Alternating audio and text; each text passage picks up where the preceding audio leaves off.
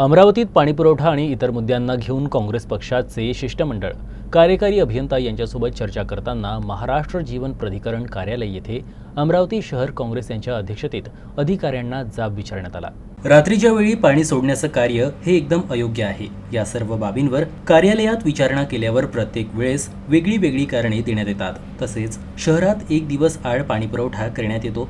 वारंवार तक्रार करून सुद्धा यावर कुठलाही तोडगा काढण्यात येत नाही। मार्च महिन्याच्या सुरुवातीलाच ही परिस्थिती होती। आता एप्रिल किंवा मे मध्ये पाण्यासाठी नागरिकांचे अतोनात हाल होणार असल्याचं चित्र निर्माण होताना दिसतंय। त्यामुळे काँग्रेस पक्षाचे शिष्टमंडळ कार्यकारी अभियंता यांच्यासोबत चर्चा करताना महाराष्ट्र जीवन प्राधिकरण कार्यालय अमरावती येथे शहर काँग्रेस कमिटीचे अध्यक्ष बबलू शेखावत यांच्या अध्यक्षतेमध्ये अधिकाऱ्यांना धारेवर धरण्यात आलं।